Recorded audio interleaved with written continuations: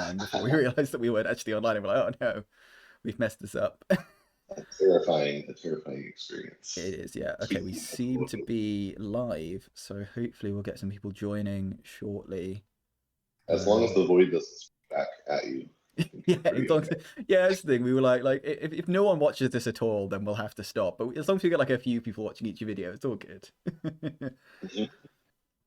But yeah, we seem to be live. So if anyone is joining, give us a buzz in the chat to let us know you're joining. Or yeah, and once we've got a few people in, we'll get cracking and have a bit of a chat about the decks that are coming up. We do indeed have Callum, our fellow member of Team Screech Bomb, is in the chat. Woo Keyforge indeed, Callum. Woo Keyforge indeed. But yeah, so we have myself, Baron Von Fabulous, and we have my delightful co-commentator Aviator.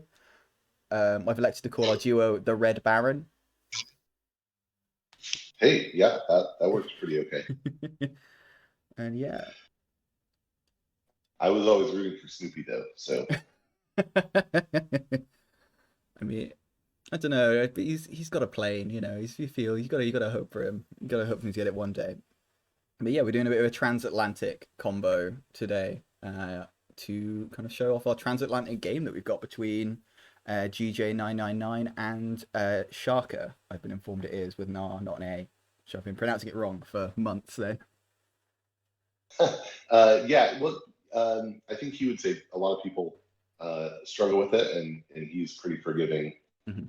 about it. So you could ask him for the full explanation sometime, but the way I've heard it most is Shaka. So that's what I'm running with. Yep, I will run with it too. We'll run together into the wilderness. So what we're Well, gonna what, people might there's always the danger that people tuning in might think that we're calling Discovery over here or something between with our special friendship going on here. we also have lots of muffins here as well, also from the UK scene. Red Baron indeed. But what we're going to do here is we're going to have a bit of a chat about the decks we're going to be seeing playing today before the game starts. And we're going to start out by talking about George's decks. First one we're going to look at is Razormare, the Plunderer of the Emptiness. So what we're going to do with both is I'm going to have my erstwhile co-commentator Aviator talk about the deck first, see what his kind of first impressions are of it, and then I'll maybe see if I can fill in any blanks, anything you've not picked up or anything like that. Yeah, awesome. All right, so yeah, starting out with Razormare, the Plunderer of the Emptiness. This is a Coda deck, and starting off with just some stats. The stat that most sticks out to me here is the 30 expected amber Mm-hmm. that you can see on decks of keyboards. That's a pretty high number. That's nearly enough to win the game twice by just playing through your deck, Yeah, according to that stat. So, or to that stat. So pretty impressive. yeah, especially in a Koto deck with no Untamed as well is another big thing. Like kind of Sanctum not Yeah, usually the biggest kind of Ember generation house that you'll see. Similarly, Dis kind of, but not massively. So yeah, 30 for those three houses is definitely impressive. yeah, for sure. And starting out looking at the Dees, it's a pretty strong control setup. You have two control the weeks. Mm-hmm. Just a really powerful card that absolutely wins games if it gets deployed in the right time and in the right direction. So that's dangerous. And the Restring Ventus also incredibly dangerous. Some board control in the form of two tendrils of pain. Um, depending on the scenario, that can be pretty devastating. Yeah, especially with the cleansing And then, wave to go with it too. If you can hit a Chandros of Pain just before you've got a Sanctum turn, you can be making some mad Ember with those two together too. oh yeah, absolutely. That is quite gross, and that contributes to that. Probably even more than than than SAS or Arc would even account for Mm-hmm. if it comes off right. Definitely. Um, yeah, a gateway, of course, strong board control there. Don't want to forget that. And if you can land a gateway control the weak, that's even worse. Or gateway Restring Ventus. Yeah, looking into Sanctum, Blinding Light, really strong board control. I think often overlooked as board control, but it's super good. Um, Yeah, I'd agree with that And on this is Blinding Light, especially kind of like in a deck with like Dis, Sanctum, Shadows. They're not the most popular houses. Obviously, Dis is, but Sanctum means with the Blinding Light, you can often only stun your opponent's creatures too.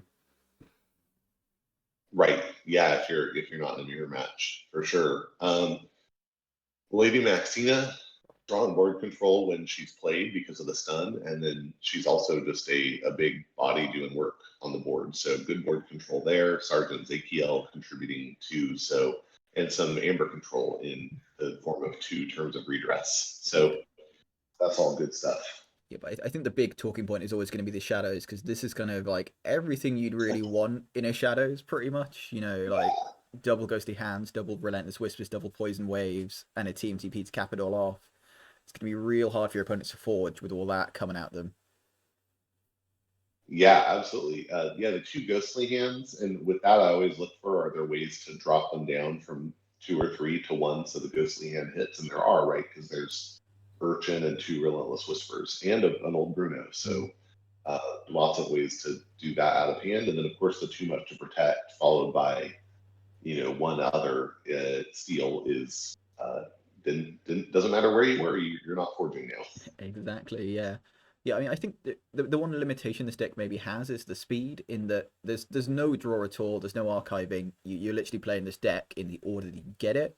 So if you're kind of getting like your board control early or your steal early when you maybe need it later, you could be in a bit of trouble. But if you get this in the right order, you can give someone a really bad day.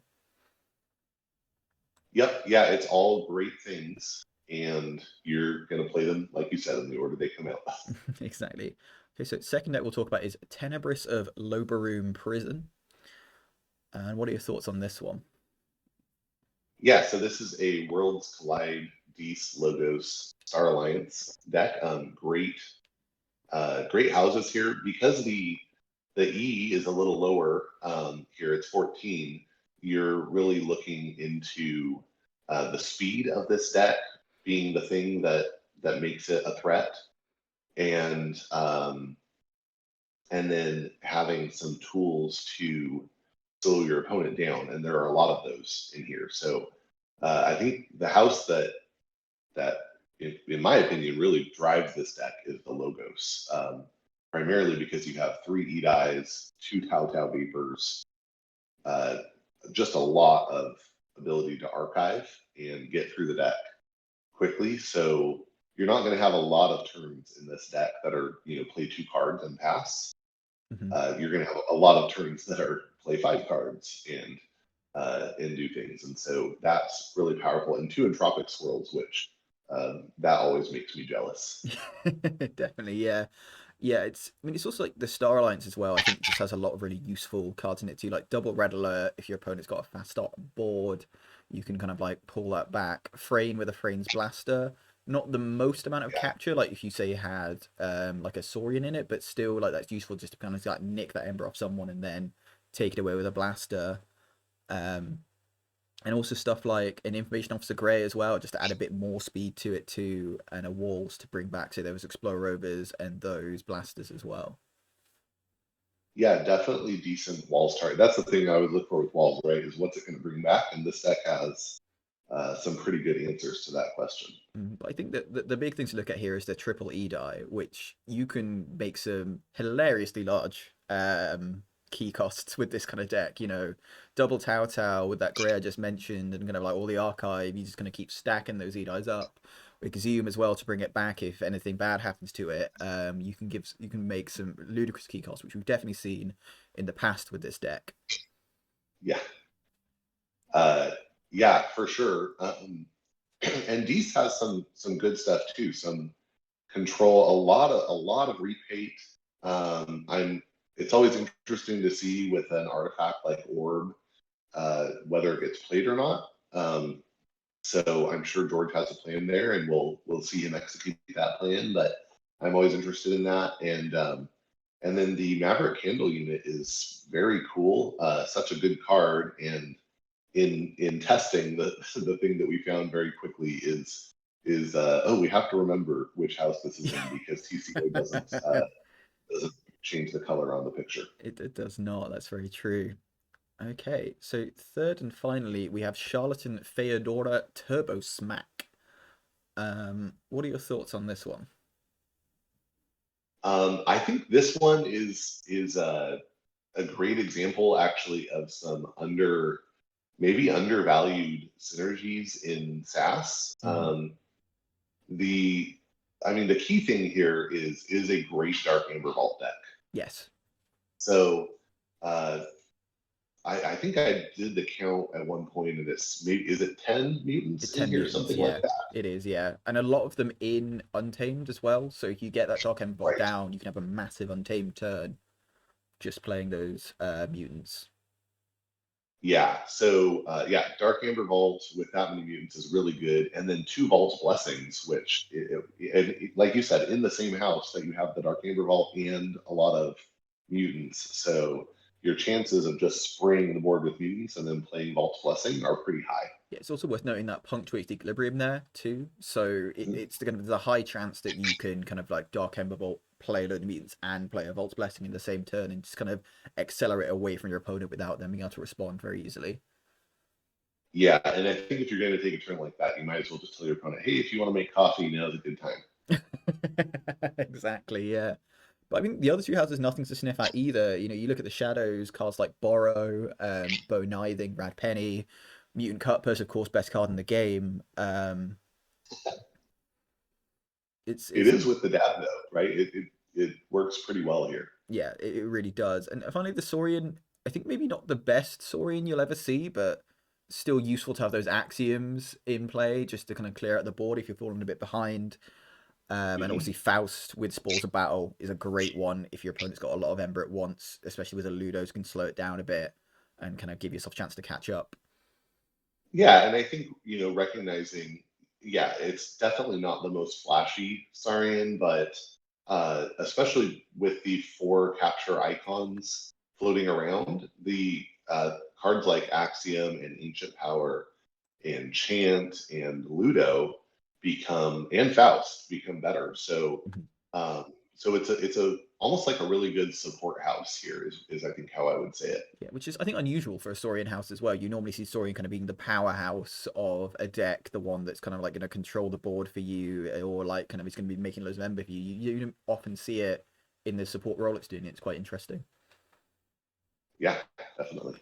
Okay, well, now we'll move on and have a look at Sharket's decks. And we will start with BJ Nevinist of the Selfless Cavern. And I mean, I've looked at this deck, and I think the big thing you can say about this deck is it's a certain archetype of mass mutations, which is the kind of autoencoder deck where you want to be kind of discarding a lot, you want to be kind of like building up that archive for those kind of big either untamed turns where you kind of got you like again in this case a Vault's Blessing with quite a few mutants, or kind of like really good dis turns where you're just disrupting your opponent with Snarets and Infernuses, and Waking Nightmares and just kind of like either making them forge key for a lot or just stopping them forging altogether. Yeah, yeah, lots of disruption there.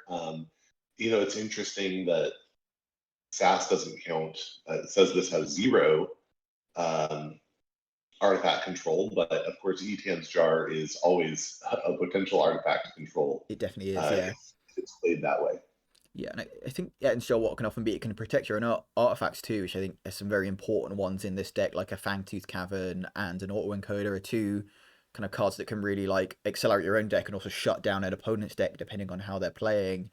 And kind of being able to play Etan's Jar to stop someone using, say, a Poltergeist or a Neutron Shark or another way they would get rid of those artifacts can be really vital in a lot of games. Yeah, definitely, and of course, with at least in Razormare, a couple cards that have two Amber Pips. Mm. You got to see the Infernus as a little bit of an extra threat in that case. Yeah, but it's an Infernus as well with a Grim Reminder too to be able to bring it back, along with quite a few other discards you'll be happy to see back as well. Yeah, you can definitely see some gross things happening with this. Um, Also, it's Untamed with the capability to make some really fast Ember, kind of double Ghost Hawks here if you've got some stuff on the board. Dark Fairy to kind of like make a bit if it can survive. an interesting one, like how much do you play the Fangtooth Cavern actually? Because a lot of quite small creatures here that maybe you're going to end up harming yourself more than your opponent is my one thought. Yeah, it's definitely possible. You always got to look out for that. But then I suppose with a autoencoder, you're probably less upset about discarding it in this deck than you would be in other decks. Hmm. Yeah, and cards like the Nobu Dynamo. I mean, there's a lot of things that the auto encoder makes much happier. Oh, definitely, for sure. Okay. So second deck we'll look at is EQ Cecaccia La Malinconia della Fogna, which I That's believe impressive. Callum has translated for us. He has is EQ Hunting the Sewer Melancholy. Um, if Huh.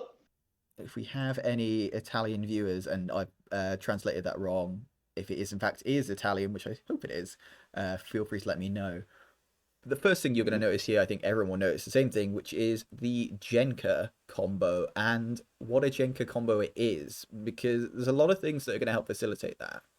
So you've got, for example, a Doorstep to Heaven, where normally you'd be a bit annoyed to be put onto 5 Ember by yourself, but if you're going to be Jenkaing the next turn, being on 5 Ember is exactly where you want to be. Yeah, it's and if you let it fire, it can be pretty punishing Mm-hmm. here. Definitely, I mean, you also just got kind of like like one of the cards that I hate most is Hypno Beam. That gets my goat so much is when your opponent just steals your creature and then starts using it their own. You're like, no, that's my boy. How dare you? Yeah, I definitely I have a couple of decks that like to run some sort of Voltron combo, and when somebody drops Hypno Beam or Collar of Subordination, it's just really demoralizing. Mm-hmm. Definitely, and I think that the Sanctum kind of similar to when we were talking about Razormare, like a lot of useful things in Sanctum. So we talked about the Blinding Light earlier, and you also got like Dorset to Heaven, Gorm of Om.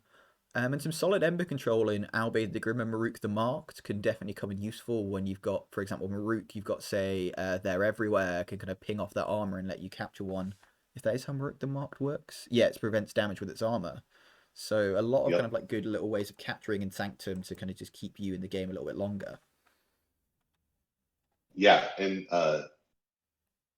good, and all that factors into the doorstep too, right? If you can build up a big pile on your creatures and then after a board wipe hit a doorstep, that's pretty good. One interesting card here that just I forget how it works until I get punished by it is this is back in Mars, but Entropic Manipulator, because the damage distribution on that completely ignores things like armor and wards, Oh, and does so it? Oh, yeah, the damage is interesting. not dealt; it's simply transferred, and so. Oh, Um, God. I've been in situations where I have a creature that's warded, but the entropic manipulator makes it such that it kills itself until it's dead.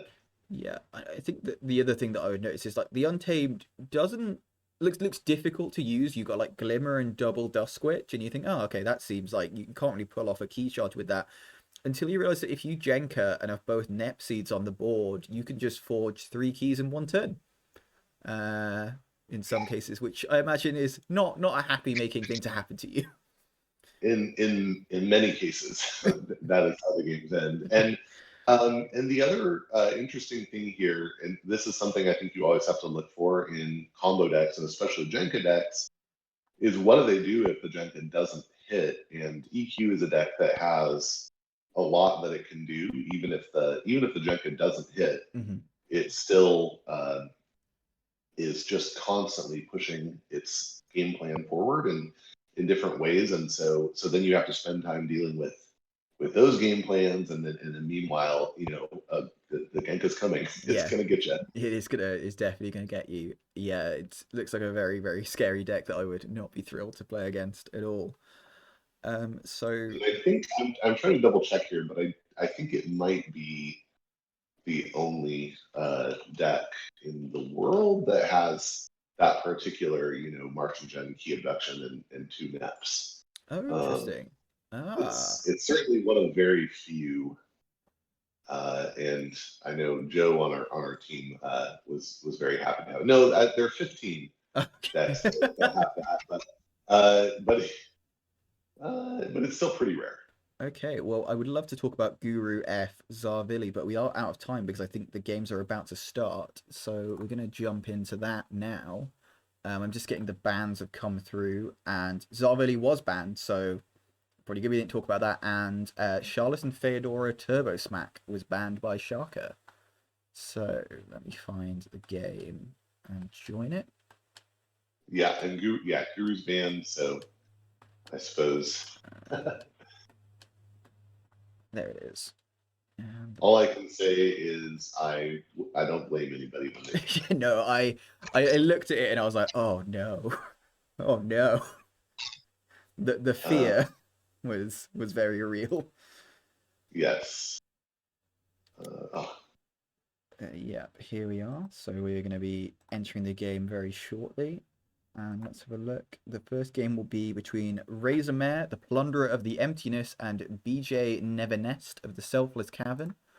I just noticed that my cards are on small, so I'm going to go set them to large and come back, do a quick refresh. Hope it might kick me out, it will, but it's fine. We'll get back in that. Toot sweet, if I could find it again. There it is. And seamless video commentary here. There we go. Good to go. Okay. So on the bottom of the screen, we have GJ999 playing Razormare, the Plunderer of the Emptiness. And we have Siaka on the top of the screen playing BJ Nevinist of the Selfless Canyon. Looks like we're going to have George going first. Are we going to see any mulligans today? yeah, I think they're still thinking about it. We have a Looks mulligan like from Siaka, but George is not going to mulligan. Happy with his opening hand, plays a Toxin straight off the bat. And Untamed, oh, right?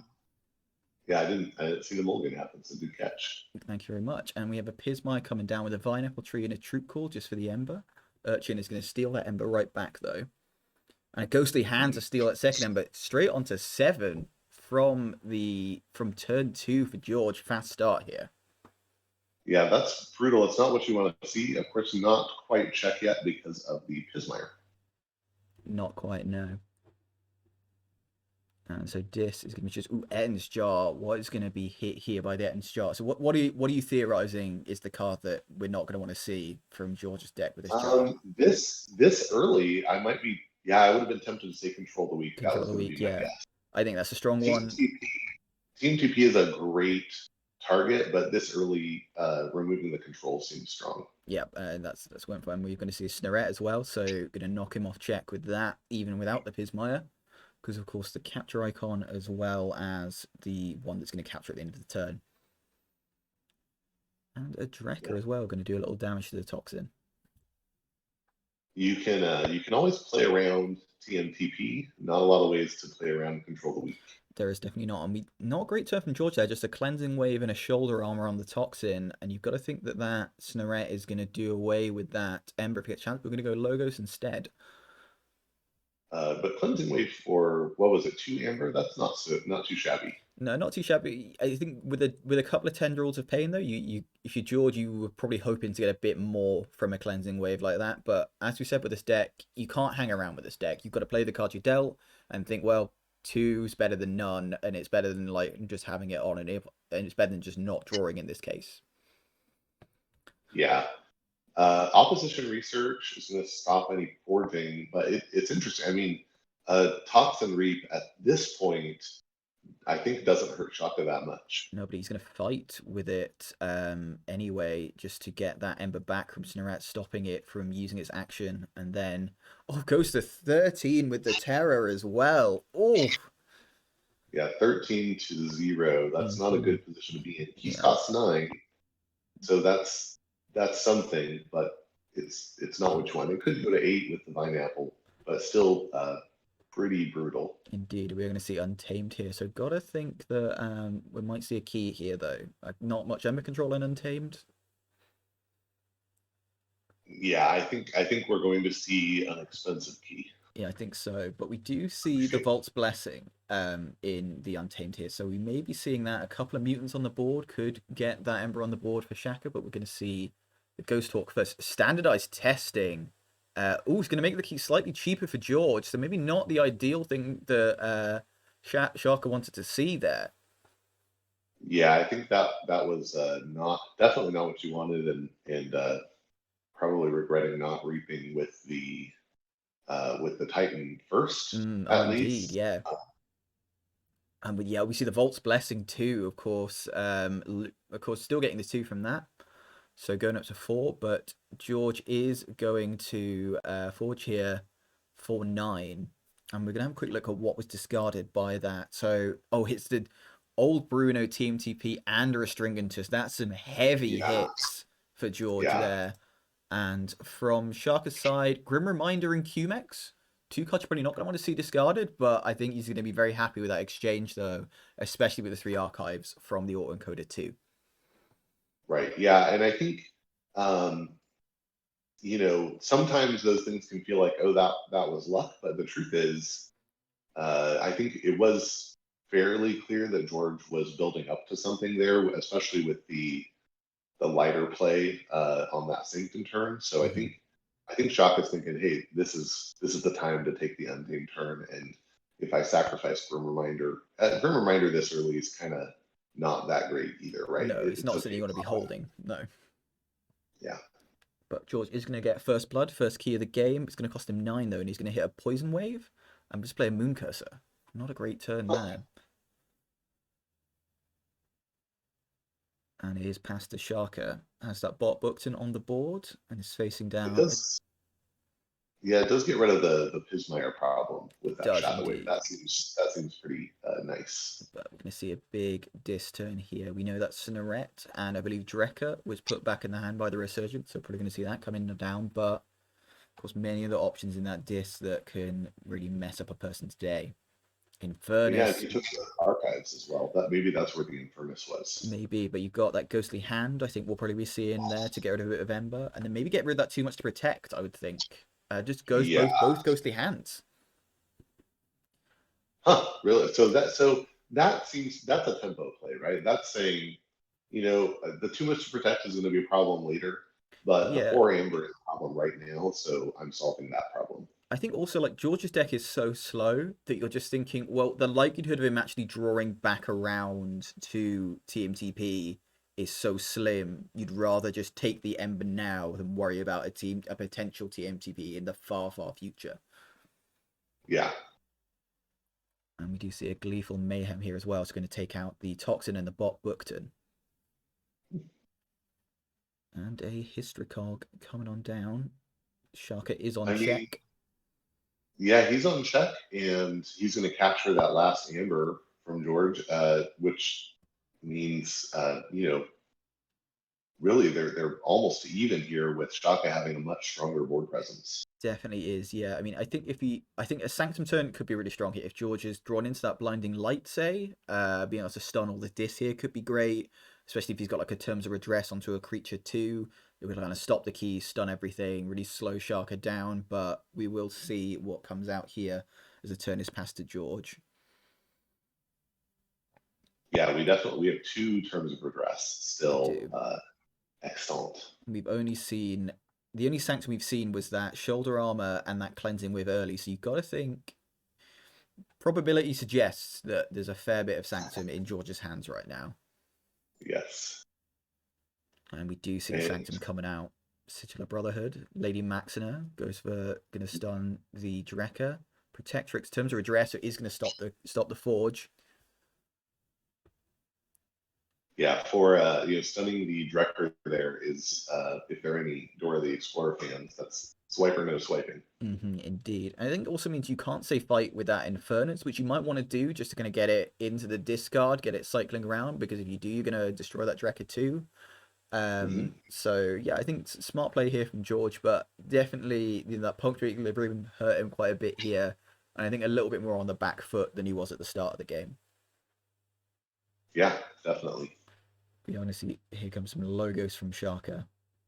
And especially with the too much to protect in the discard, knowing that there's not going to be big acceleration, the sky is really the limit. Normally, the TMTP, one of the functions it serves when it's sitting in your deck, is to tell your opponent, hey, you probably don't want to go to 20. Hmm. But for now, that's not a concern. Exactly. And yeah, we're going to see Siaka, I think, yeah, just go and kind of run out to try and get as much Ember as possible here. Hitting the diametric charge, Nero Siphon just for the Ember doesn't get that steal on that draw that you'd normally like to get for the Nero Siphon, but oh, and the Cyber Clone here as well.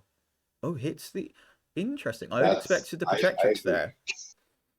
No, I think the Lady Maxina makes a lot of sense because you're thinking it's providing a lot more board control Hmm. than the Protector says. You want that amber, but you don't need it right now. You can get it later. True, yeah, you're still on And 8. You're still likely to forge your next turn, especially with that old Bruno gone. Yeah, that makes sense.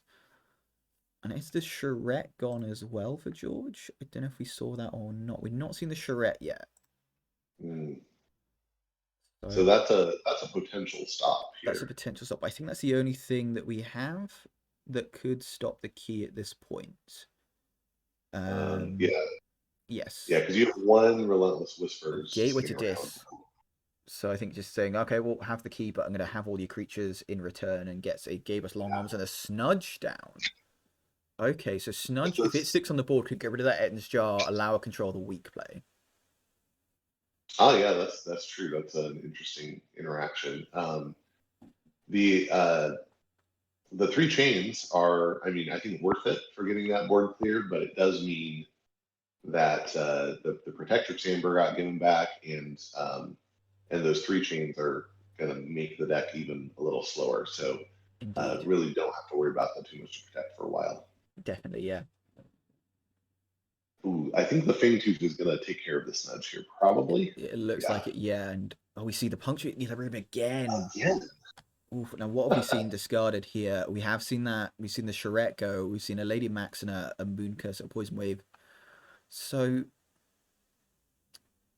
interesting here. So still haven't seen that second cleansing wave in there. I think you are right. That Fangtooth is going to kill that Snudge, most likely. But also massive archive from Siaka there as well, off of that punctuate equilibrium. Yeah, and a future Grim Reminder is going to look really good at this point, right? Yes, it will. And yeah, because he has cycled back around to the deck now. We didn't lose too much either. Like Dark Mini, Waking Nightmare, a useful card, but like Niflheim and Soulkeeper, not that fussed about losing here. And Gabos Long Arms is gonna fight that Cephalus Terms of Redress with a bit of Yeah, Ember. you really don't want to see the Cephalus stick on the board, I You think. really don't. But with that punctured equilibrium, though, in a way, it's kind of helped George, though, because he has cycled back around his deck and much faster than he would have otherwise. And That's now that true. Team TP is more of a threat. But standardized Hmm. testing is going to destroy Zakil and Long Arms. Much happier with that testing than he probably was with the previous one, I think. Yeah, And always nicer when you play it on purpose. yeah, but Lethalogica discarding the Resurgence and the Vault's Blessing. So two solid cards that you maybe didn't want to get rid of. But just going to do some discarding, get some more into that archive. And that archive is stacking up very high at this point. Yeah, I was a little worried about seeing a too much to protect there since the deck did flip, but I don't Mhm. remember if he drew any of the cards after the flip or if Not they were all. sure. If it was maybe only one or two, I think. But we are going to see a Yeah, Jehu the Bureaucrat and a Terms of Dressing. Just not great turns here for George, really. I think the lack of speed in this deck really making itself known at this point and kind of limiting maybe what George can do here. As yeah. I Shaka think does forge a the second key. early the early jar on the control of the weak is really punishing. Hmm. The punctuated hit on the Western Menace as well. I mean, essentially he dodged all clear control Yeah, that this deck had to offer. exactly. And we are going to see Dis as the active house here. And we're going to see an archive picked up. If we are, it's gonna be big. That's It's eight going to be cards in that large. We're archive. not going to see it picked up. We're going to see a pain reaction. And of course, that bureaucrat, unless he plays a 2-power creature, is going to die anyway. And yeah, putting the damage onto Drekka there doesn't want the Jehu to die, because then obviously the Drekka would die too. Oh, discards the Grim Reminder. I suppose nothing in the discard to really benefit from it with such a big archive. And then Mm-hmm. Relentless Whispers his own Moon Cursor. It's not living anywhere after that Fangtooth, so might as well get a benefit of Relentless Whispers from it. Yeah, well, and the interesting thing is, by discarding and then archiving, he ends up flipping the deck, or I think had he already flipped the deck? I Yeah, think this is the second flip of the deck now, yeah. yeah. And just I think this On the is encoder left. this is the struggle, I suppose, for George here. Is he's just like he can't hold anything because that punctual equilibrium is coming around so often that you Mhm. try and hold something and it's just gone the next turn. Ghost Hawk Drekker is that's a fun play. That is nice, yeah. That's a nice little combo.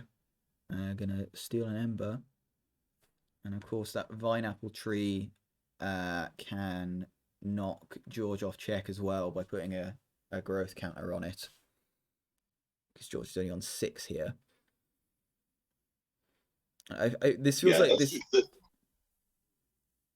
Sorry, you go ahead. I'm saying this feels like the kind of situation that Shaka wants to get in with this deck. You know, you've got all your artifacts down. You're just kind of like you're cycling your deck so often that your opponent can't really hold anything. You know, and you're just kind of like getting the claws into this game and just kind of like digging in more and more. Yeah, I like the Pismire here. I think Pineapple Tree. We'll see. I think maybe you don't do it um, because of the too much to protect. Unless you can drop Cephalus, I think maybe you don't do it. No, I'm not sure. I don't. I think with the Pismire down, you probably don't need to hit the vine apple tree here. And like you say, yeah, you've got to assume Cephalus is coming back around very soon. Um, and just yeah, so even if George does manage to redraw that TMTP, it's not really going to do much for him. But we do see Relentless Whispers knocking Shaka off check, getting George up to 10 here with the Urchin too. George hanging in this Yeah, still. yeah. 10 is a big number. Mm-hmm. You can see Uh, logos here. and but with two Relentless Whispers and the Urchin out, that means that the possibility to steal from 6 to 5 is gone, but there's still old Bruno. There is So old Bruno, yeah. never say never. Yeah, so I think that could be a tricky way, and I think that's why maybe you're going to see Shaka being a bit careful. Oh, Novi Dynamo though, that could be it because even if you can get him down to, you would need explicitly that old Bruno because even if you get him down to 5 at this point, obviously with a Novi Dynamo and the amount of archiving and draw that is happening in this deck, you've got to think he's always going to have at least one Logos card to hit that Novi Dynamo with. That's true. Although either Charette or old Bruno Mm-hmm. would get him down from 7. So I think I would have liked to go to 8, but you do what you can. Yeah, and we're going to see Shadow Sit. There's TMTP and the old Bruno. But yeah, I think just not quite enough here. Um, And now you just sprint. yeah, exactly. I think that was kind of like the last throw of the dice for George, and unfortunately, it didn't come up. Whatever the numbers you want in dice are, I don't actually know. I've never played dice. Good numbers. Yeah, You it want didn't all the best. didn't come up good. Oh, and there's the cyberclone on the Oh, old Bruno. I think that they think it's all over. It is now. Comes to mind as we see a Snarette ooh, off the bot booked in two. good. Oh, the hits start coming and they don't stop coming. Yeah, I think that is it. But I think I so. never underestimate my capacity to miss things. So Yeah, I think even with a charrette, it's not quite enough. Discuss control the weak GG. and GG there. Yeah, fast start from George, but Sharka managed to rein him in and just kind of like get to grips with the game. That ends jar early, kind of really stymieing a lot of George's play with those control of the weeks.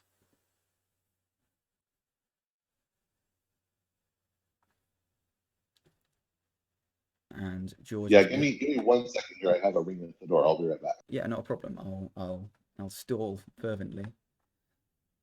So we'll leave this game and try and put only show new games on as we await the next game coming up.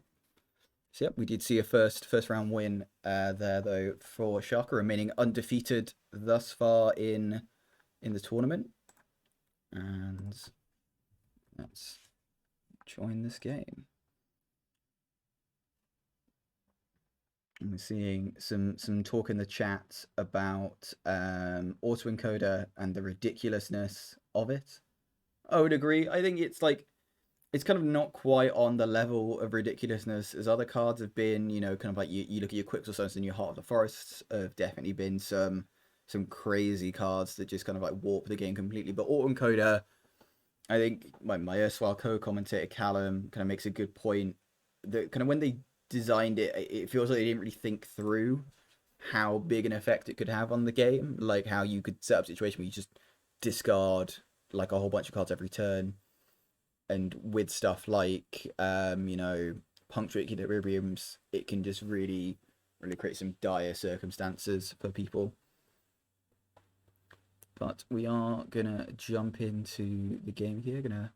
Hopefully we'll have the two players the right way around, the way they want to be, but we shall see.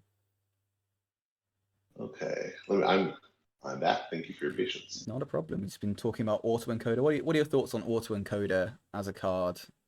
It's good.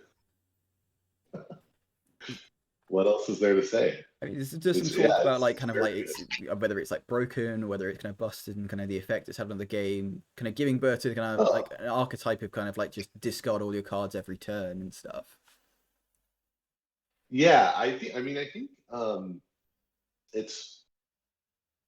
I don't think it's broken. I think it's most interesting in decks like you said, where you maybe have cards that you would want to discard in certain circumstances, and so suddenly they become much better. Those cards become much better. In Quixelstone decks, it's really really interesting because you just start hitsing their creatures, and it's building up your late game, so that can be pretty cool. Yeah, it's kind of stuff like Quetzalstone, Fangtooth, autoencoder is like the combo where you're always just like, oh god, this is. I mean, I'm a board guy. I like having lots of creatures on the board, hanging out, doing stuff, and then when I see that, I'm just like, oh no, this is going to be a sad day for me. Yeah, I think that the worst thing is when you are playing Punctuate Equilibrium against somebody with autoencoder, and you're like, I guess I can't do that. Yeah. Exactly. Okay, but we are going to start off the game, and we of course have EQ, Circassia La Malinconia della Fogna being played by Siaka, and George is sticking with Razormare as he stuns the Proliferator off the bat with a Lady Meixner and plays a Jehu the Bureaucrat. Yeah, the Proliferator is pretty cool when you can pull it off, but it's I would say pretty much witch level kill priority. And we see an early Martian Generosity here as well. Just for well, I say just for 6 cards. 6 cards is still a lot of cards, but yeah. And then there's the key abduction just to get the Ember, replay the Proliferator, and put down a Stormcrawler too.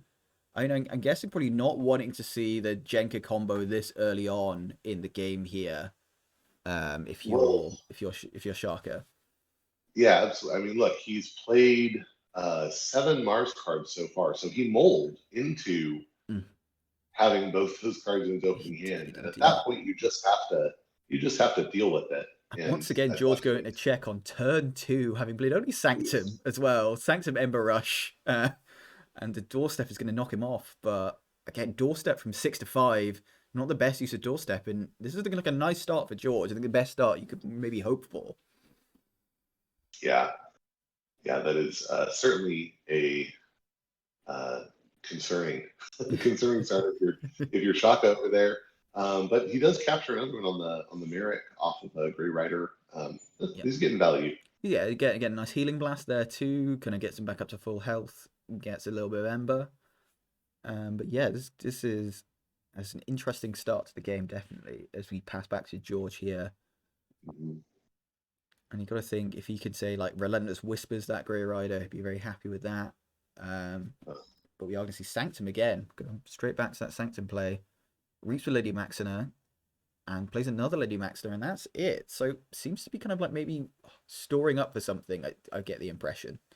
And there's no PE this time. There's not. We see the Glimmer here. Returns Martian Generosity to hand. Okay, so this got a little bit more interesting here, it feels. And discards the key charge.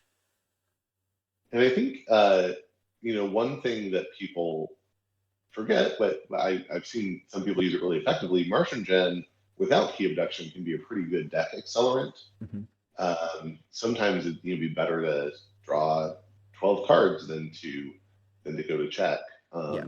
because then you're gonna have a pretty good next few turns. So I think maybe that's what we're seeing Shaka lean into here. Mm-hmm. And Duskwitch says, "Hey, you got to deal with this." Yep, and deal with it. He does with a gateway to disc. Control the weak into Untamed too. And we might just see a pass here. We may do indeed. Glimmer. Oh Oh, no. Gets to and returns the Duskwitch in the defense seed. Interesting. I kind of would have expected to see the key abduction there with kind of 4 Ember in the pile. Could have definitely kind of gotten a lot of Ember there, but no, just going straight into the Nepenthe seed. But I suppose with the Nepenthe seed doesn't need to. Ghostly Hand and old Bruno to steal all the Ember that Shaka has, but leaving that Duskwitch alive. yeah, that's dangerous. So I think one of the questions here is, does Shaka have a way to just kill the Bruno, and then go into Martian Gun? But it doesn't look like it. He's going Doesn't look like Sanctum. it. Going for the capture of his own. And maybe that's what I think that's what George was banking on. Maybe looking at Shaka's hand, seeing not that many cards in it, thinking, you know what, I'm gonna gamble, let that Duskwitch stick around. Stuns the Orbade, plays a second Maxina, stuns the Glimmer. And that's it as a turn. It feels like George is holding on for something, but I'm not entirely sure what here. Well, with the chains, it's possible that he had like a 2/2/1 hand, and so dropping 2 cards may have just been the best that could happen. That turn, and getting 2 stuns there isn't shabby. It's not. It's definitely not. It's definitely not at all. But interesting. I don't think we've seen any dis. Oh, we've seen that gateway and control the week from George so far. So a bit of a mix here. Maybe he's not getting the best draws here, but has obviously got that key. Has George? So he's in a strong position here. But Shaka kind of getting the pieces out that he needs to kind of keep going it. But give him some pause for thought here with a little bit of a from Shaka. Yes. Yeah, I mean, it's interesting. I think we saw early on, right? He got some of these tools out of order. But it seems to me like what he's doing here is saying, okay, how do I play the cards that I have to get the tools back into position? Yeah. And we're seeing that happen. The question is really, can he do it in time against Razor Mare, which is really just going to try to sprint away with the game if you don't stop it. Definitely, yeah. He's found the edges of the jigsaw here, but can he find the middle? Is maybe how I put it. We are going to see the Glimmer remove its stun. A full moon's being played here. And of course, we've already seen the key charge. The key charge is gone already, so we're not going to see that kind of key cheat unless he uses an Nepenthe seed for that. Puts a camouflage on that Orbate. Reaps with the Duskwitch. Plays a second Duskwitch. Oh. Now, a Tendril to Pain here, I've got to think is what George may have been holding on to or maybe hoping to draw into, because that would get rid of both those Duskwitches, and I think he'd be very happy about that if you can do that. Shadow Wave would do it as well. There's a lot of ways it can happen. Yeah, but we can see the Terror. I control the weak into Untamed. Interesting into Untamed with the three creatures there. Do more of this. Yeah, and you see another Nepenthe seed come down. That's good. But, if he reaps with 3 creatures, that puts him into, he's going to forge. So maybe you're pretty happy with that. I think potentially what you're maybe trying to look for here from Shaka is if George is holding TMTP, which he might be. If Shaka reaps with these 3 creatures, we could see a TMTP with the Old Bruno fighting into oh, but it can't fight into the Orbade because it's not on a flank. But it could do something like fight the Glimmer and then Shadow Wave. Yes, that's true. That's very true.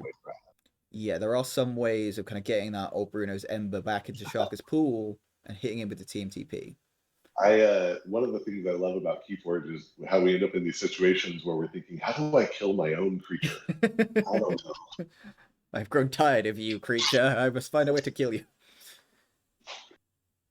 Yeah, and definitely a tough from Shaka as well. You've got a couple of there everywheres, but of course, not super helpful in this scenario with Lady Mike's and is having armor on them. You know, um, I don't know what I do here. I mean, this is difficult for me. This is not the kind of deck I normally play. I'm not a big kind of Untamed or Mars player. Sanctum, I know. I'd be like, yes, I'll punch things with a Sanctum creature, but this is uncharted territory for me. I've got to say. Are going Yeah. to see the Pent Seed coming on out Ooh, though, so maybe just goes for easy three gets that. Reaps and a key charge, gets the key. Oh, returns Nature's Call, Yeah, that seems and pretty using good. this is he using the second one here. I think as well he is. Oh, he played that. Sorry, I do apologize. So you see Nature's Call coming down. What is he gonna return here? I mean, maybe just the I don't. Lady Meixner's and the Terror just to slow George down further, give him less cards to play. Could be. And that is what we do see. Yeah, I think just trying to clog up George's hand. As we said Yeah, in the because you don't really care about the stuns at this point. The Lady Maxinas aren't. They're more of a threat on the board than off. definitely, yeah. The only thing this does do is it leaves that Bruno on the flank. So if he does want to run it into that Orbade the Grim, he now can. Hmm. So only going to 6 here though. So Interesting. what is George going to do in He's response? playing those angles. He knows the danger. He definitely does indeed.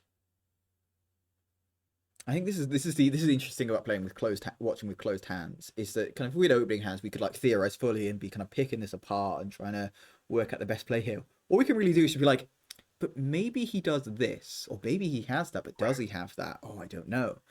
It's a real conundrum. Is what it is. Yeah.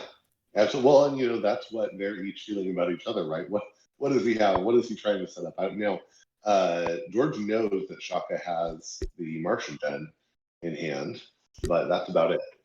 Yeah, you got to maybe wonder whether he's just going to let Shaka forge the key here. Doesn't want to like leave him on 5 Ember. Poison Wave. Too much to protect to steal the 3. And Smiling Ruth going to let Shaka forge with that 6-2. Trying to protect himself against that Martian Generosity, I think. Doesn't want to knock him to 5, say. Yeah. Yep. But Yeah, that's what you didn't want with the Martian Gen stuck in your hand because now it's yeah, less of a help. and just checking it, we have already seen that doorstep to heaven too. So I think it seems likely George is going to forge. Mhm. Oh, but no, returns it with the Nepenthe. I totally forgot about that, of course. Oh, but Yeah, and he doesn't want to use the Nepenthe Seed for that. no, of He course wanted to not. use it in a combo, but that's what do they say that everybody has a plan until I punch them in the face? Is that Mike Tyson? Yeah, yeah, I think so. And we are going to see Shoulder Arm to get George back onto 6, stun both those Sanctum creatures. And this game is KG personified, I think, here. Both Yeah, players kind of like knowing that the other person has something that could potentially destroy them and are both just kind of trying to play around that as much as possible. yeah, definitely. I mean, I think uh, sometimes, in fact, I almost think this type of Yenka combo could get accused sometimes of being, oh, that's a game of solitaire. Mhm. But that's not at all what we're seeing here. Um, we're seeing a lot of them having to respond to what the other person is doing, having to adjust their game plan, Definitely. and uh, just really, really good back and forth here. Yeah, real cut and thrust, definitely.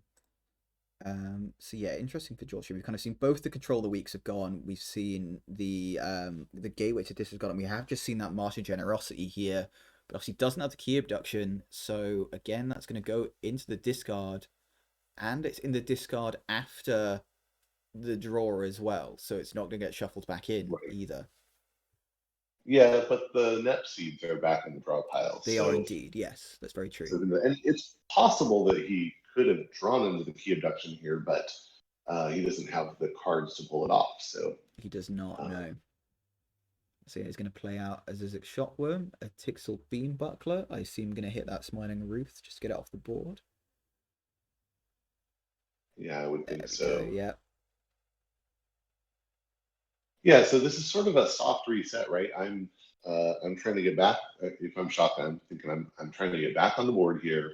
I am getting rid of some threats, and if I can get the NEP seeds back, the control of weeks are gone, the gateway is gone, the too much to protect is gone. Mm-hmm. So and there's 16 cards in George's deck before he can get back to those things. Yeah. Um, so it's really just a waiting game here, I think, for Shaka. Can I hold him off long enough to get these pieces back in place and fire? Definitely. And we are going to see George Forge's second key here. And I think the other thing that we've got to look at though is that you've seen stuff like we've only seen one ghostly hand so far. We've not seen either relentless whispers thus far. You know, there's potential for George to kind of power through this and just kind of like get to that kind of like 6 Ember, and not the most Ember control in Shaka's deck. You know, you've got stuff like that doorstep, you've got the Maruk the Marked, but it's not got, yeah, in numerous ways of knocking someone off of check. Yeah, definitely the case. But we are going to see that terms of address capturing onto the stunned Lady Meixner. They're everywhere. Going to be hitting him twice. There's an Nepenthe Seed. So the concern here is that the Nepenthe Seed can get that generosity back at any point. And Tendrils of Pain here. Charette going to capture 2 again. Snudge. And the Terror to get George up to 5. Not quite there, but damn close.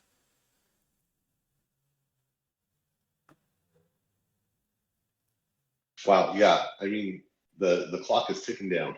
It The definitely clock is. is definitely ticking down. Only thing here is, you've got the Beam Butler and the Shockwave on the board, which is enough to kill that Meixner and that Charette to get that 4, get a big Martian Generosity turn with that. But does they mean you need to fight with those? So you can't reap with them. Minimizes the amount of Ember you can do to get that big Generosity play off. I mean, You Opal need to Knight. kill. Yeah, the Snudge really needed to die It there, definitely so did, yeah. that's helpful. Yeah, and Golgotha removing its stun, and of course that Myexna now can be used, I imagine, really see some Myexna on Myexna violence. Mm. It hurts the soul to think of it, but Yeah, yes, I think it's likely. indeed. We do indeed see that. But the thing to maybe be cognizant of here is that we've not seen the doorstep to heaven yet. It could be still be in the draw pile, but we've not seen it in the discard, so it can't be fished up by that Nepenthe Seed. So if George can get to 7 here, it could be enough. It could be enough. Yeah, the hard thing is at this moment, and he does get to 8 He's gone to actually. 8. Okay, so I think if he doesn't have doorstep here, this could be Shaka's first loss. Mhm. I'm just Let's checking. Is see. there any Are there other other? ways? The NEP seed for the Martian Gen can't quite do it yet because No, he could only get 1 key abduction off of he that. could. Yeah, exactly. Um, the doorstep would be a real Yeah, save. I think it comes down to whether he has that doorstep or not. If he has that doorstep, I think you might even be able to say he wins this game with that. You know, you can reap out with those Sanctum creatures, Right, go to what it would be after the doorstep, 8, 9. It'd be. right, right, and that likely lets you forge for 6, leaves you on 3 with a situation where you probably can finish it off by doing NEP seed for the Martian Gen And find Shaka the key abduction. concedes. Nope. First Wow, defeat of the KFPL for Shaka. Did not find that doorstep clearly as we go to game 3. whew. brutal. That was an intense matchup. That was yeah, it's a fascinating game. I think, like you said, Aviator, just the both players playing around each other's decks so well there. Really impressive from both players as we go into game three. So Shaka here will be staying on EQ, He will indeed. and George will be going on to I believe, the Worlds Collide deck, Indeed, right? it is Tenebris, yes. Yeah. And I think an interesting matchup here because a big part of Tenebris is those 3 E-dies, which means going to be much harder to get that key abduction playoff than it would normally. A lot of time your keys cost are going to be costing a bit more. You're going to need even more cards in hand than you normally would. Yeah.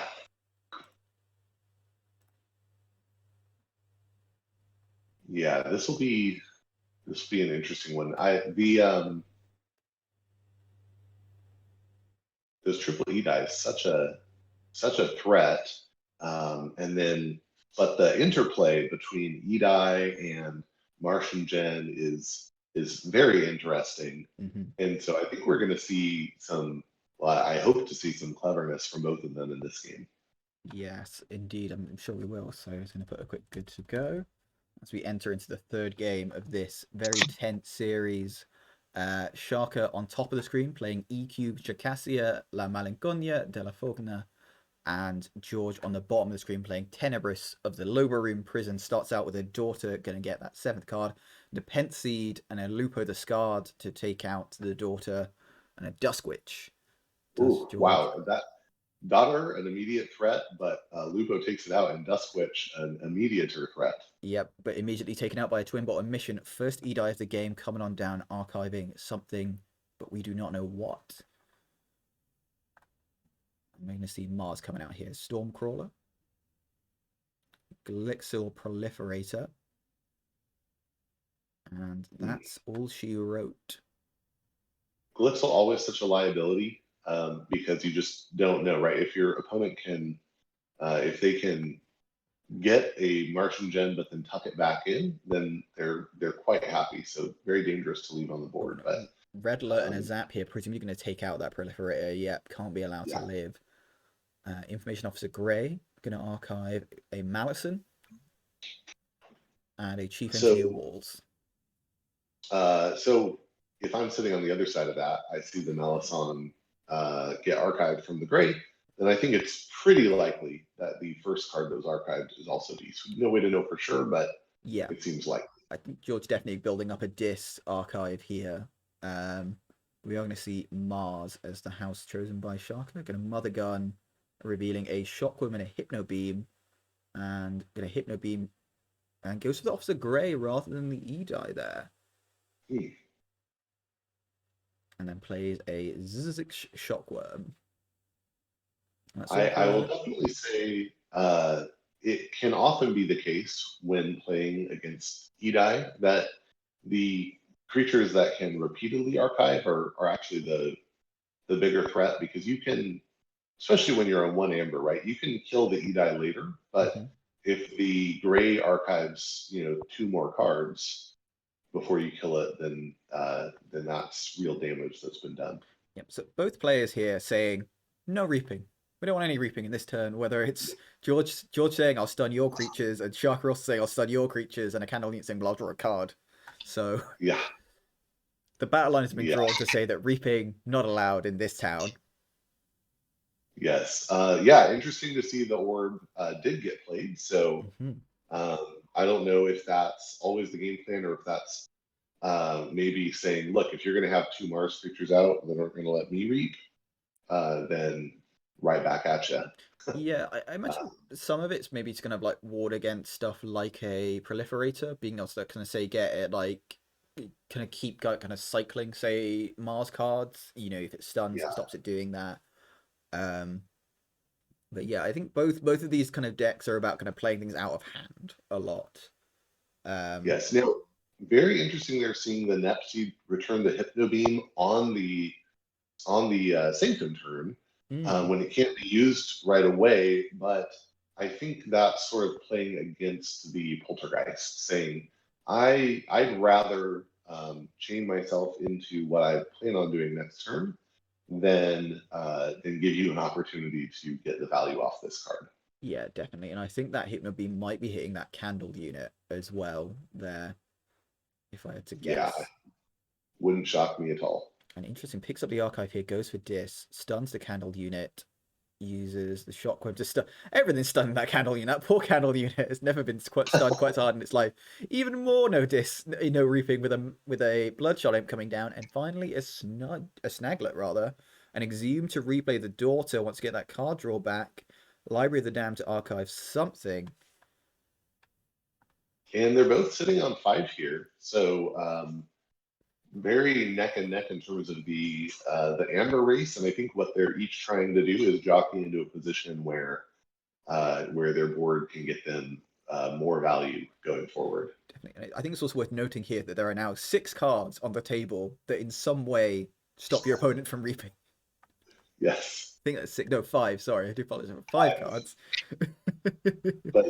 But five is enough. You don't need a Yeah. 6. No, I think we need a 6. I think 6 is important. We see it there And everywhere into a full moon. yeah, I it seems to me like maybe that was Shaka changing his game plan because he had gotten that hypno beam. That leads me to think he maybe had been planning to play that, but is now switching to Untamed. Interesting you put the camouflage on the Stormcrawler there. I maybe would have expected something like a Lion Boutrum you would have wanted just to kind of keep that alive, give you stuff more power. I feel like Stormcrawler seems like a strange target considering that its effect is happening anyway because of the Orb of Invidious. And we obviously Yeah, Snaglet. it may have been more about stopping the Malison because anything Malison hits now, it'll die. Ah, I Whereas see. if it hit the Stormcrawler, it would have been okay. Ah, right. Yeah, that makes sense. But it's an enemy creature. Is oh, but yes, fighting. Yep, fighting will kill the Malison. I follow you now. Took me a second there, a little bit slow on the uptake, but I got there in Yeah, the no, end. it's with Shaka, you get these 2,000 IQ plays all the time. They're difficult to follow sometimes. Yeah, I unfortunately only have Um, the 3 IQ. It feels sometimes. yeah, We obviously the poltergeist onto the hallowed shield, getting rid of that, and gonna protect the Snaglet. I think there's a missed opportunity there. Not many in these games, but I think there's a missed opportunity maybe to use Poltergeist to Hallowed Shield the Malison and then fight it into the Valtrum. That is true actually. Yeah, I'm interested maybe why he didn't do that. Um, huh. So Snaglet here disincenting a Mars turn, which is I think a bit of a bummer given that he still has that Hypno Beam Hmm. in hand, which would make for good Mother. And he does go into Mars Goes anyway. into Mars anyway. He's like, screw it, I don't care. I suppose yeah. I imagine gonna like root with both the Zizix and the Stormcrawler and go for that big Martian Generosity turn. And have we already seen Martian Generosity actually? We've not yet, no. So I've got to assume we're going to see a Martian Generosity here. That seems the only reason that would make that stealing of 2 worthwhile. We're going to see a Mother Gun first, and maybe this will tell us whether we do have that or not. Hmm. Yeah. Also interesting to me. Well, yeah, I guess we could see the Hypno Beam on the candle this turn. Mm. Um, but interesting to see that Harbinger down. Um, And you can see a slight misclick from Shaka here. And then, yeah, George cool. is saying you can manual it. He's a gentleman and a scholar. Indeed, an officer and a gentleman. And we see a quick manual mode there to add that damage. I'm going to ready Mother Gun. And then manual mode going to go back off, back into the game. Fierce enemies once more. Here we go. See, uh, I can see the yeah, Mother one Gun never maybe really hitting wants to the lose E-Die that way. here, just to reduce that key cost for any key abductions that might be coming up. We are going to see that Martial Generosity in hand. Oh, with a Mars needs Ember too. Oof. So, so I wonder if the plan here is to, yeah, because you can do something here like Mars needs Amber. Maybe you even get the key abduction to fire if you're lucky, and then Bean Buckler the Harbinger to board wipe. It's iffy because he might not get key abduction, but I think that something like that might be the plan. Yeah. Isn't gonna be able to take enough to stop George from forging though. He's gonna knock down George to 6, but I imagine we're going to see a Yeah, big Master Generosity play here, and almost certainly that key abduction. Because yeah, that's going to be the rest of the deck that Shark is going to draw. So definitely he's going to have that key abduction in hand. yeah. The rest of the deck +2.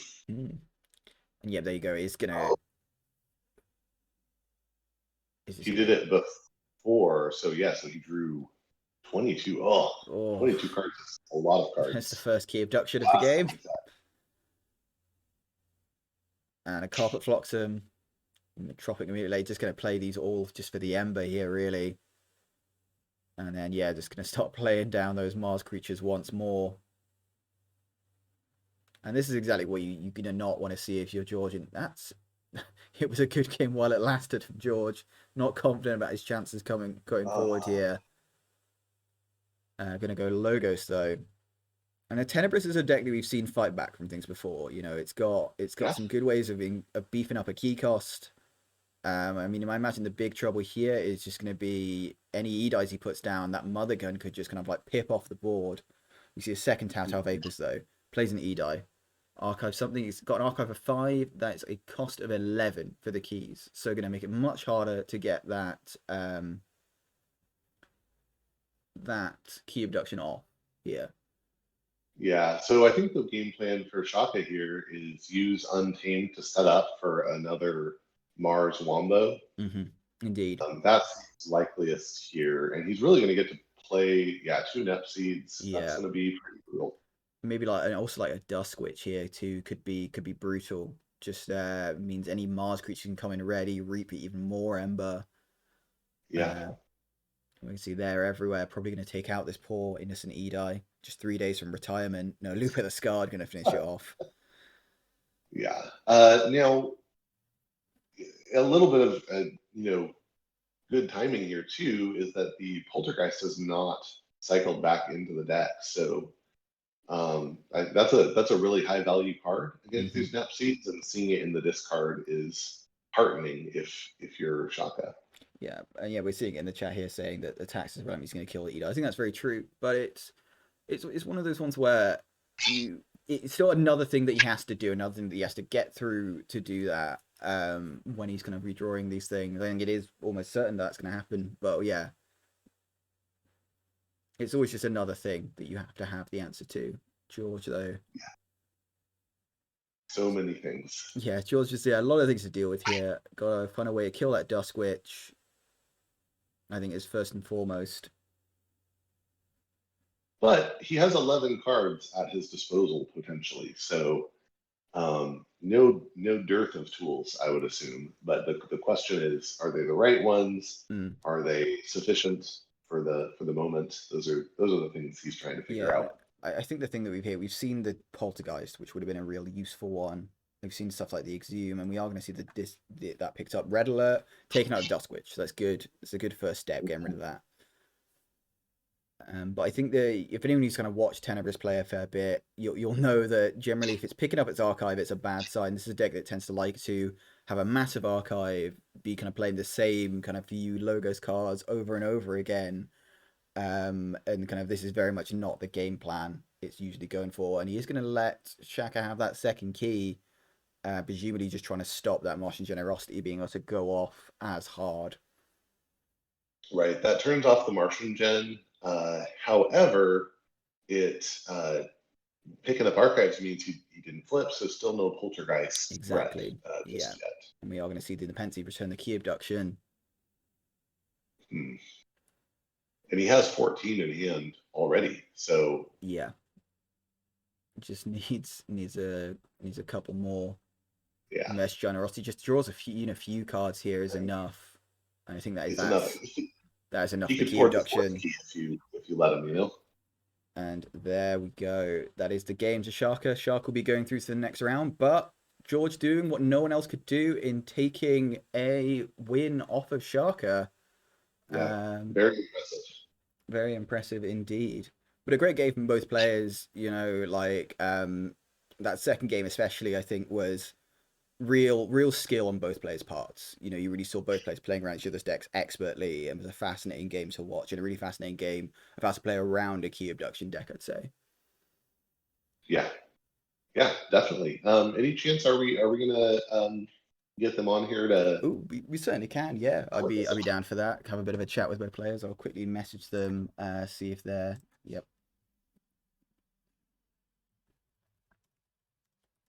If you are, I'll do a quick.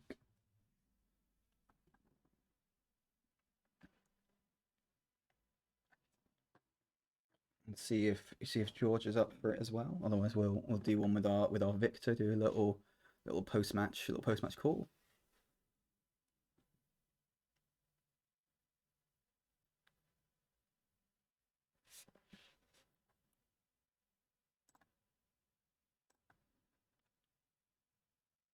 All right, Shaka's ready. What about George? Yeah, we'll have a wait and see.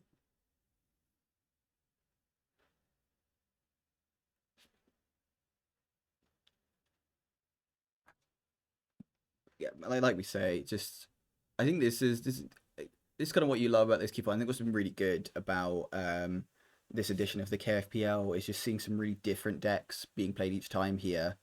But Yeah. George is up for it, so I'll start a quick voice call with them here. So I think I need to end this one first and start a new one. Here we go.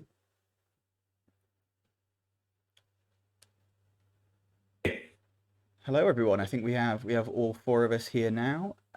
So a great game from both players there. In all three, I'd say really well played.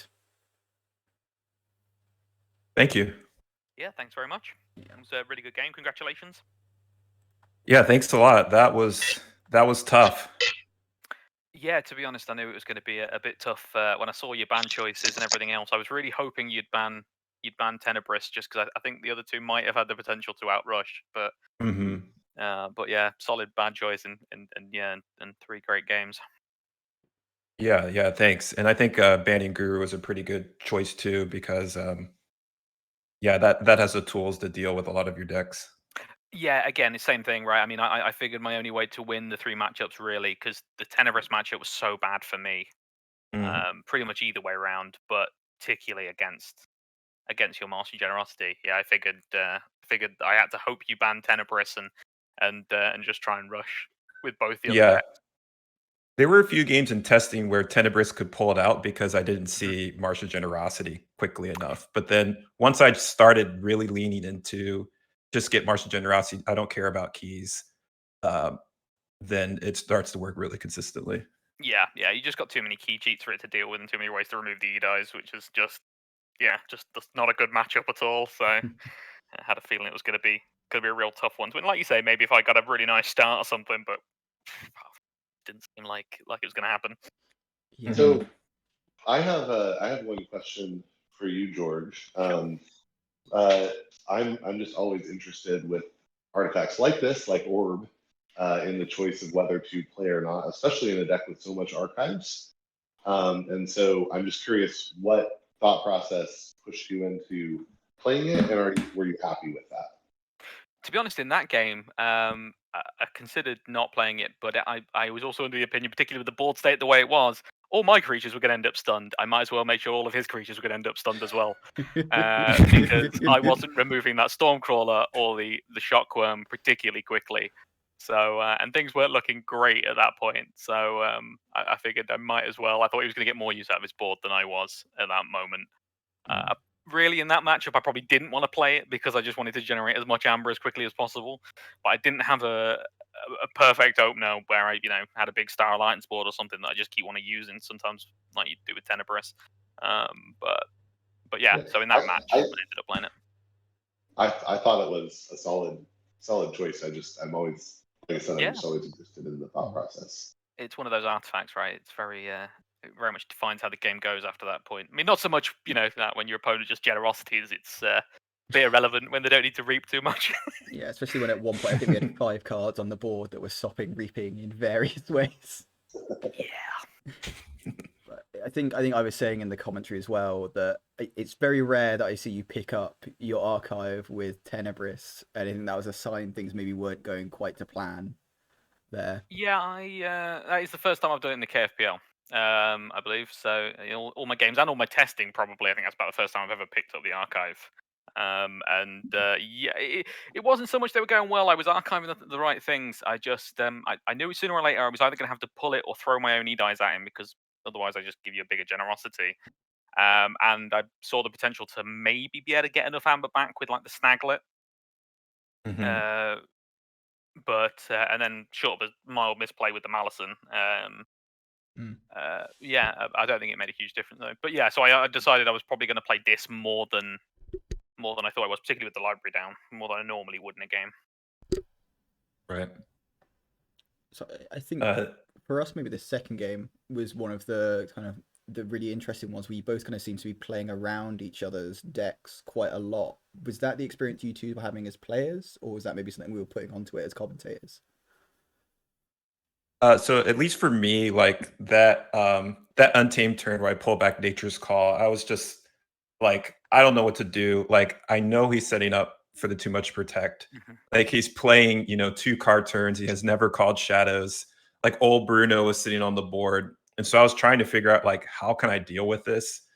And I think I just like tangled my brain or something. Like I pulled back Nature's Call, and then that enabled the old Bruno to actually attack the camouflage creature, which I did not want to happen. So I was like, yeah, I really don't know what to do. And like a lot of that turn ended up not making too much sense, but it was okay, I guess. I could have reaped and like got even more stolen. But yeah, that was I felt backed into a corner. So that was really strong play. And I think even the camouflage thing didn't matter much because I believe he did play Poison Wave the following turn. So there was unless Glimmer died, he had a way to kill off the Bruno. Yeah, I did. Yeah, I was lucky enough to draw into that just into that turn. So yeah, I had a way to kill it no matter what happened in the end. But yeah, it would have been more of a pain if I couldn't have fought it in. Yeah, so sometimes that just happens, like playing against Razormare. It's like there's a bunch of amber on the board and TMTP is coming, and it's just like, well, just gotta take it. Hope I can. I think I doorstep the following turn, but like I had already blown up a seed. Maybe I should have just left the first seed there, so like I could get back in the game later. But that was pretty tough. Yeah, that doorstep really hurt. I think it was from about 9 or something like that. But Hmm. yeah, I figured it. I just had to try and make use of many of the seeds as possible. Was just Yeah. as long as you were using them on that, you weren't immediately killing me with key abductions. So Yeah. Yeah, 'cause I think that's what it definitely felt like. Yeah, a lot of the time you were kind of playing to kind of force Siaka to use those seeds and kind of like force him into difficult situations. So that's interesting. yeah, 100%. It was just a case of I can't interact with the seeds myself. There was unfortunately no artifact control in Razormere, so just have to try and make sure that when he does use them, it's not for Martian Generosity key abduction. And apart from that, a couple of turns just to try and reduce your amber as much as possible. Because Yeah. I wanted to play Sanctum on that last turn, I think it was, but couldn't say no to just dropping your amber, because I'm pretty sure you could have key abductioned if I hadn't taken you away from 4. Yeah, so that was pretty good because the only Mars card in my hand for a while was Martian Generosity. Like I pulled it back with the Glimmer, and then I kept drawing into other houses. Like, oh no. Yeah, I figured as much, because obviously you'd pulled it back, and then obviously you'd played a lot of Mars already, and a lot of the pips. So I was like, okay, if I can keep on top of this Mars board, I might be able to like keep you from doing it for a while. So Yeah, that was great. it was unlucky though that you didn't draw more Mars. To be fair. Yeah, well, it happens. I think a lot of times luck is definitely Oh, stacked in that deck. So yeah, it's one of those things that when you play Martian Generosity, sometimes it just doesn't line up, and I mean yeah, that deck's great at making it do it. I'm sure, like it looks spectacular at it. But yeah, it's that time just I got a bit lucky and managed to get a pretty lightning start. So Mhm. Yeah, no, I think you read the situation really well and maximize the advantage. thanks very much. Like I Well, said, I that, think. sorry, go ahead. Oh, well, I was just gonna say, I think you've now cemented yourself. You've proved that you're better than all of the west coast of the U.S. other than Siaka by dealing with this first victory. So that's pretty impressive. Even if you claim that there was some luck involved, I think it's a pretty skillful accomplishment. Thank you very much. Yeah, like I say, Yeah. I thought I got pretty lucky. I mean, the first game I was going to say as well. I mean, I got a very very stacked deck on that one. I mean, all the discs seem to be coming out early, but that punk, oh god, that killed me. That was I Oh brutal. was yeah. watching all your damage pips go away and stuff like that. I was like, well, I might be able to just get a 1 turn or 2 from Restring Hunters, and then you got it on the punk, and it's like all my other discards. It's like, oh no. Yeah, looking at the discard after that, I was like, oh no. Yeah, at that point I was like, I think this Yeah, is probably I going was against very me. relieved. So, a question to both of you. You're both obviously now qualified for season 3 of the KFPL as well through being in the top 16. Obviously, that's going to be sealed. This has been Triad. Kind of, what is your opinion on Triad as a format? Now you've kind of gotten so far into it, and kind of with sealed being the next format, what are your thoughts on that too? I could say a few words. So I like the triad format a lot. I think it's really skill testing because it brings in abilities to analyze different decks and different matchups, and also the deck selection in the triad is pretty important. In Archon, like yeah, you have to evaluate the meta game and what kind of decks you expect to see and which decks of yours can work consistently. In Triad, there are many different strategies for constructing your lineup. So I think that meta aspect is enhanced a lot. And I think matches can be won or lost based on the strike choice, and even which deck that you choose to play first. So there's just a lot going on there outside of the game that I like. And sealed, I think, will be pretty skill testing too, because that's going to, in this particular iteration for KFPL Season 3, is going to involve a lot of deck selection, like 5 decks from each set. And I think it'll be an interesting experiment to see, like, how do people, like, if presented with the same 25 decks, like, do people actually pick the same 5? Like, I think you'll see a lot of diversity, and it'll be interesting to note which kind of decks rise to the top. Oh yeah, for certain. It's definitely going to be interesting. I mean, to speak on Trial, I don't think I can put any more on to be honest than that. I mean, but yeah, I don't know about anyone else for this. I found it very difficult to pick, and didn't want to. I mean, none of these 3 decks are actually my own. I must admit, I had a tough time trying to put them together, particularly very much at the last minute. So, but Mm. bit of a shout out to Kate and to my teammate Matt as well for lending me those decks, because I don't think I'd have done half as well without them. But I don't think I had anything in my own collection that would have made a lineup that got me this far. So but yeah, I mean, it is a skill trying to put them together by all means. I think I kind of had an idea what I was trying to do with them. I don't think they're the greatest decks. They wouldn't have been my first choice. Had other people not got there first. Damn discs. But but yeah, and I mean, to next season, I think it'll be interesting. It's gonna be really fun. I think, like I said, I mean, it's gonna be skill testing, picking decks. Um, it'd be interesting to see whether it ends up being more if you get like a decent set of decks, or if it I mean, I personally I'd sooner see something adaptive myself, I must admit.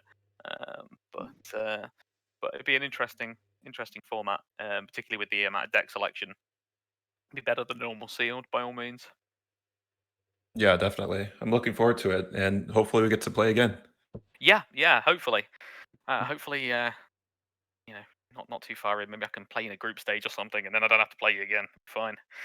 Because I wasn't. Well, I'm sure everyone will tell you. Anyone in the UK server will tell you I wasn't particularly optimistic going into this. I didn't particularly feel like I was quite pleased to get away with a game, to be honest with you. So Yeah, you were certainly Callum levels of pessimistic about this.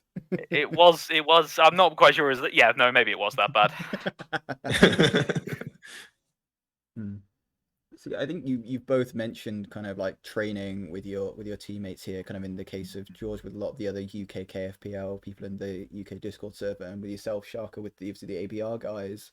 Kind of how important have you found that training kind of throughout the competition? You know, is it often you're kind of like finding out things you expected from decks, or have there been like really unexpected things you've maybe found out through training sometimes? Like in general for this matchup? Both, I'd say, yeah, like specifically this matchup, but if there's kind of more general things you've picked up on too.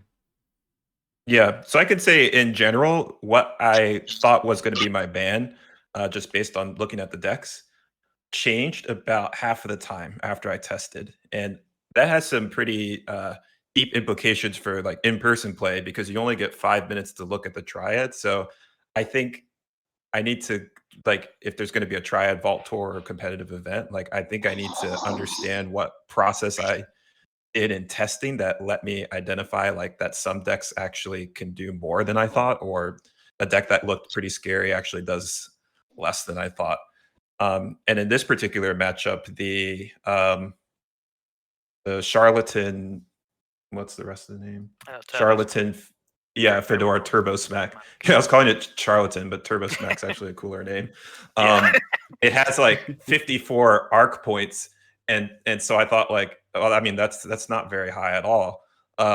And even the SAS score is 78, but like 23 synergies. So a lot can happen there. And I was doing some test games against myself, and the way I play, it's like, yeah, this is going smoothly. Then I played against some teammates, and like I was just getting smacked, and like there was nothing I could do, like with Dav, without Dav. Like there was just something about how those 36 cards lined up together to like give me so many problems. Yeah, I mean, and as for myself, I've had similar experiences with some of the games where you look at a deck one way, or a teammate starts playing it one way, and in the hands of another person, it's a completely different kind of game, and it can be a real nasty counter for your decks. And sometimes it's so hard to tell that by looking at the Archon card. It really is. I must say, actually, for this matchup, I didn't fancy depressing myself too much, so I didn't actually practice at all. I did sit down to practice with Callum at one point, and then decided we'd go and play some Dark Tidings instead because I didn't fancy being beat up for about 2 hours. So I kind of had a feeling I knew what I had to try and do. So, but on the whole, like, I mean, don't get me wrong, the practice is essential, right? I think it's pulled a lot of really tough games around to make them actually winnable. It's really helped me. Yeah. Okay, definitely. Well, thank you very much both for the game. It's an excellent game, and also for talking to us right now. It's been lovely talking to you both, and really informative and interesting. So congratulations to Siaka moving on to the next round. Do you know who you're going to be playing next, or is that game still to be played? It's still to be played. It'll be Felipe or Mental. Oh, okay. Oh, that is going to be an interesting matchup. I've commentated both of those players during that, and they're both excellent sets of decks. They're going to be really interesting either way. If you want to check out any of that video, look us up on Bob-Omb commentaries on YouTube. Got to get the plug in there somewhere. But yeah, and also Awesome. commiserations to you as well, George. But very, very impressive in getting this far. Very well done. Very much, and congratulations to Siaka again, and good luck. I'll be watching the next round, so gotta go win it now. That's it. Hope so. Yep. Well done, both. Okay. All right. Thanks, everyone. Talk to y'all later. Cheers. Thanks. Bye. Bye. And so, signing off here, I have been David Baron von Fabulous Lark, and this has been Scooch One Commentaries. Thank you very much for listening, and goodbye.